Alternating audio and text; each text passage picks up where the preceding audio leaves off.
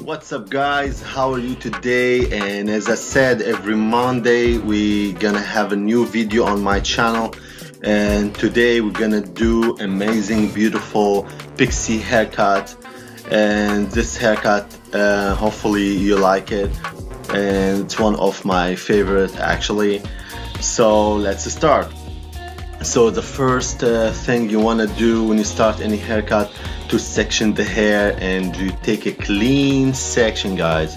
It's very important to take a clean section. So as you see now, it's very simple sectioning. You take it on the departure ridge, and you make sure you don't take it very wide on the top, because you don't want the hair to hang out from the side and the final look. So make sure your section is clean as much as possible, because this is gonna make your haircut stand out and make your haircut easier and faster, and you don't have to go back and again and fix it.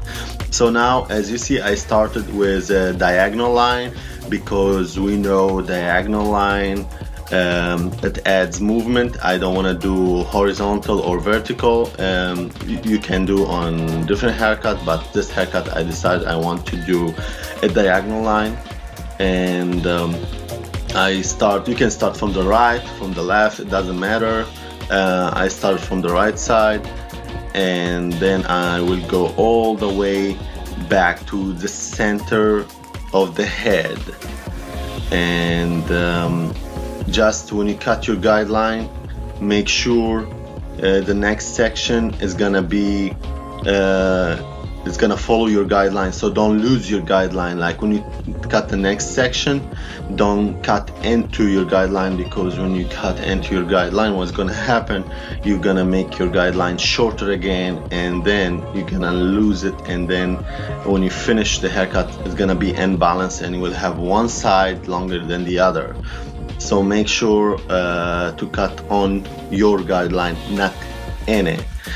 So and it's very important, when you take the next section, don't take it too big. So half-inch section or 1 inch. So the smaller section, it's cleaner, and you won't lose your guidelines. So try to not take big sections.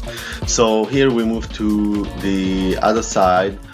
And as you see, I'm doing the same again. And look, every time I cut, I lift the hair with my razor blade, and to make sure I'm following my guideline and I'm not losing it. So here we go again. Look, I lift it, I make sure this is my guideline, and then I cut on it. I follow my guideline, I don't cut my guideline again. It's very, very important, guys.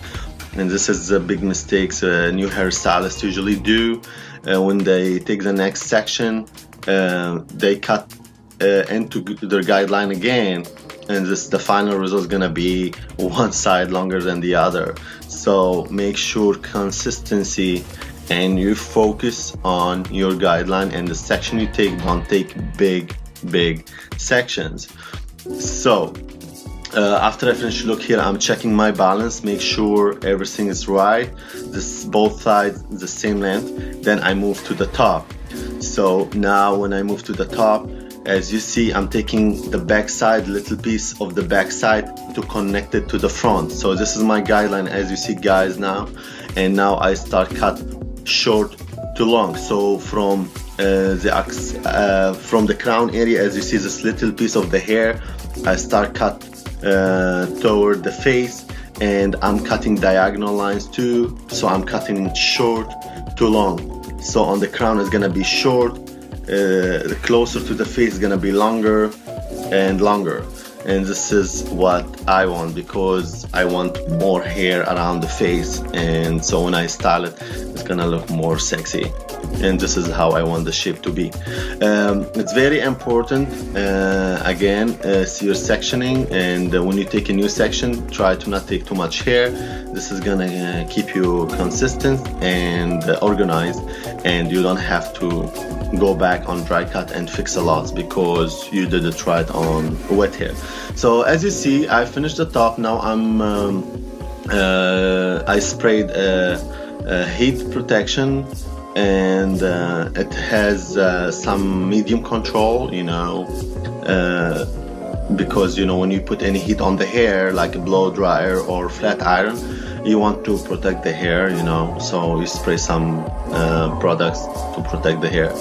So now I adjusted this blow dry on the hair, and this is heat protection actually for the dry hair. So this type of heat protection, you spray it on the hair only when it's dry, because I'm preparing it to do a flat iron. But the first one, it's actually for heat protection, but it's actually, it has some medium hold in it, and it's very good when you style the hair, and you will see later what's gonna do. So now what I'm doing right now, flat iron, so this is gonna make my job easy when I do the dry cut. And now I'm starting my dry cut, and here when I put the definition in the hair and I put the details. So guys, when you do any haircut, especially when you start with wet hair, you determine your length, you determine your shape, but the final details, it's always on dry cut.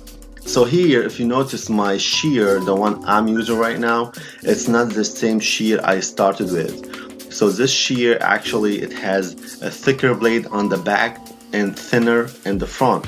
So what it does, when I close the hair, the blade on the hair, it pushes the hair away from the blade. And this blade is for texturizing the hair and using a slicing technique and point cutting technique and all those stuff.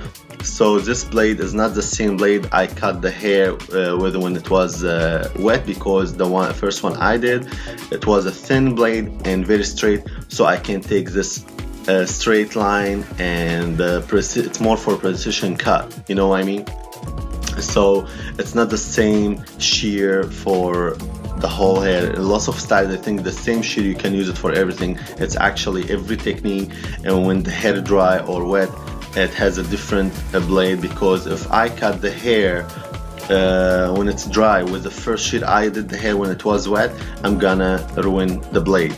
So now here I'm doing point cutting technique to balance the shape and make sure there is no bulkiness in the head, because there is some area maybe you see some bulkiness or you see lines and you want to blend it all together. So you do those point cutting technique. And very important guys, I want to mention that make sure the hair is 100% wet, there is no moisture in it, because if there is any moisture in it and you do point cutting technique, you're gonna ruin the haircut, and maybe you can create hole in the hair. So here, as you see on the fringe area, what I'm doing slicing technique. I slide out and to make those pieces, those beautiful texture piecey look around the face.